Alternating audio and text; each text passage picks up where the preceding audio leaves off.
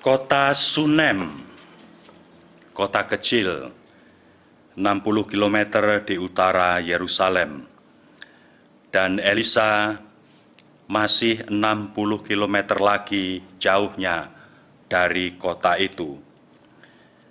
Di kota ini tercatat dalam Alkitab beberapa peristiwa dan kisah orang beriman penting yang barangkali perlu kita ingat.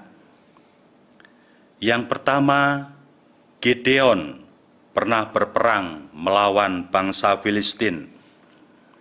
Dengan pasukan yang sedikit, Gideon mengalahkan pasukan Filistin yang besar.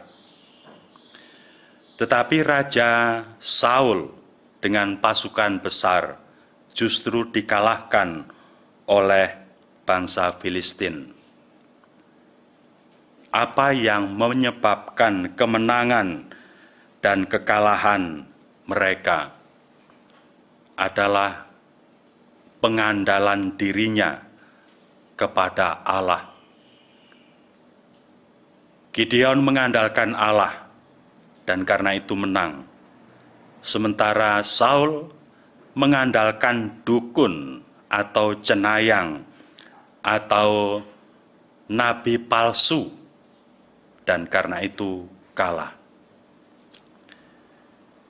Orang-orang istimewa dari Sunem, seorang gadis bernama Abishag, terpilih oleh Daud karena kecantikannya untuk menjadi abdi pelayan Daud. Dan gadis ini mengabdi dengan baik, tanpa menjadi gundik Daud. Padahal untuk bisa menjadi gundik Daud merupakan kehormatan bagi gadis-gadis desa siapapun, juga barangkali untuk yang tidak cantik.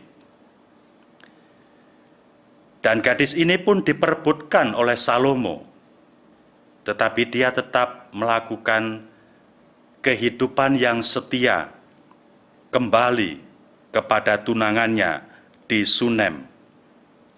Termuat dalam Kidung Agung bagaimana dia setia kepada suaminya, kepada calon suaminya. Bukan perempuan matre yang barangkali perempuan-perempuan modern zaman sekarang harus belajar dari Abishag, gadis Sunem ini. Yang kedua adalah perempuan Sunem yang anonim. Orang kaya yang barangkali usianya berbeda jauh dengan suaminya. Tetapi dia sangat setia dengan suaminya.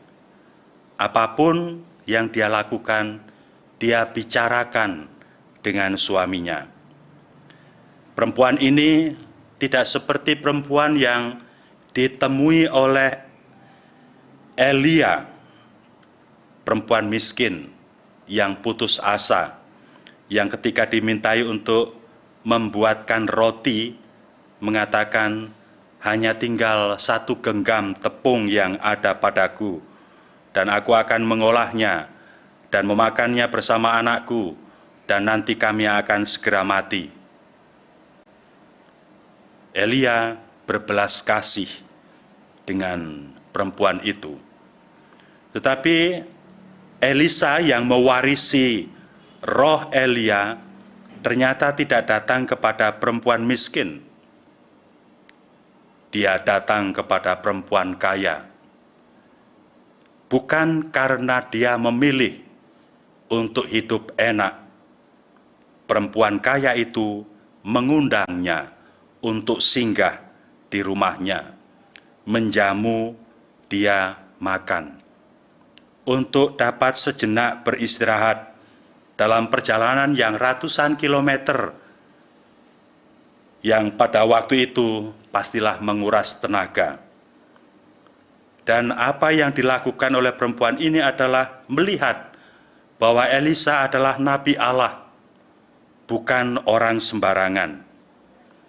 Kita ingat Elia yang berperang dalam perlombaan untuk kebenaran iman dengan nabi-nabi Baal, 450 banyaknya. Dan Elia menang karena kesetiaan kepada Allah.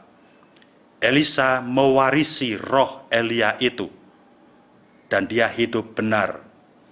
Perempuan Sunem ini bisa melihat bahwa Elisa adalah nabi Allah dan bukan seperti nabi-nabi istana yang mencari penghidupan dari doa dan ramalan, yang mencari perlindungan dengan apapun yang dikehendaki raja dilaksanakan, pun kalau harus melupakan Allah.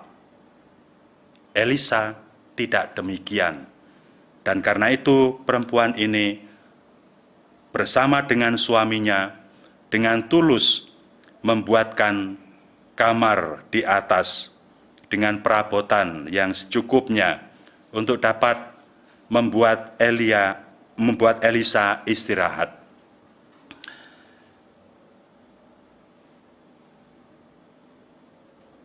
Yang menarik juga dari apa yang dilakukan oleh perempuan Sunem yang anonim ini adalah ketika Elisa menawari kehormatan untuk mendapatkan kehormatan kepada raja atau kepada tentara raja. Artinya mungkin dari segi bisnis, orang kaya ini akan tambah kaya seandainya berbisnis dengan raja atau dengan tentara raja.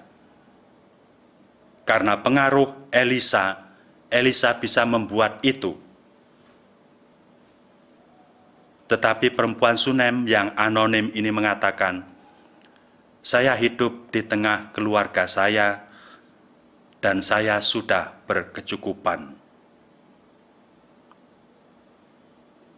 Elisa tidak mau berhutang budi. Dia bertanya kepada hambanya apa sebetulnya yang diinginkan oleh perempuan itu. Dan hambanya mengatakan, perempuan itu sesungguhnya menderita secara batin karena dia mandul. Orang yang mandul dalam budaya Israel adalah orang terkutuk.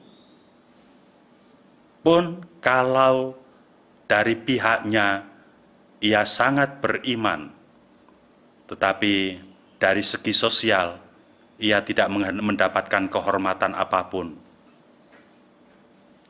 Elisa membalas kebaikan budi perempuan Sunem anonim ini dengan mengatakan bahwa tahun depan, pada saat sekarang ini, engkau akan menggendong seorang anak.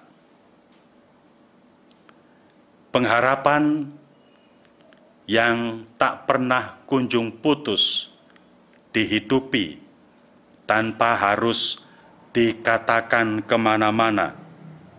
Iman yang tersimpan dalam hati dan dihayati sepenuhnya, pada akhirnya membuahkan juga hasil. Kita teringat akan Bunda Maria yang selalu menyimpan sabda Allah dalam hatinya. Dia bukan perempuan sombong, bukan perempuan yang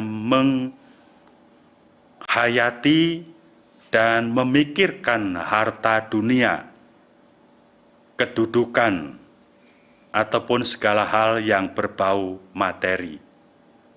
Sederhana, teguh, dan tak tergoyahkan melakukan kehendak Allah dalam situasi apapun, pun kalau seolah-olah tanpa harapan, seperti Abraham yang sudah sangat tua, baru kemudian mendapatkan keturunan. perempuan Sunem ini pun dikatakan suaminya sudah tua, tetapi dia tidak melakukan dosa. Kita mendengar apa yang disabdakan oleh Yesus pada hari ini. Prioritas sesungguhnya haruslah Allah. Ketika keluarga, sanak saudara mendukung iman, perbuatan baik, hidup jujur, betapa kita akan sangat senang, betapa kita akan bahagia, dan betapa kita dapat mengabdi dengan tulus. Tetapi andaikan pun sanak saudara, bahkan orang tua menentang kemuritan kita, kehidupan benar, adil, jujur, penuh kasih kepada siapapun, tidak mengharapkan dalam pelayanan, tetapi dengan tulus ikhlas, berani memberikan diri, bahkan kalaupun nyawa harus kehilangan. Disitulah seharusnya kita tetap teguh, mengimani Kristus, berpegang pada Kristus, menjadikan Kristus segala-galanya. Sekali lagi, tidak berarti bahwa mengikuti Kristus harus membenci, memusuhi orang tua, sanak saudara. Bahkan musuh pun di dalam Yesus harus dicintai dan didoakan. Apalagi darah daging kita sendiri. Tetapi sekali lagi, andaikan mereka menjadi penghalang untuk hidup benar, adil, jujur, untuk hidup penuh belas kasih pada sesama,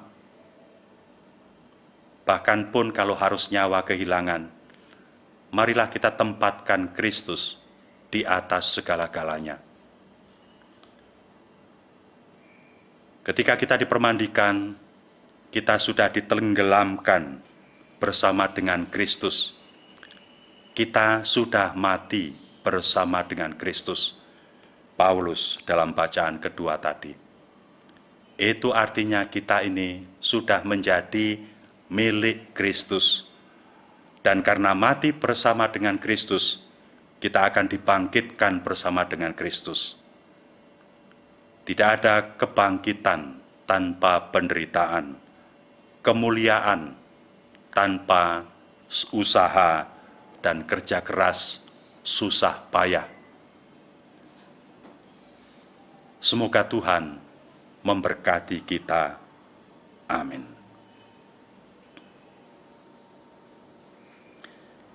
Mari kita mengungkapkan iman kepercayaan.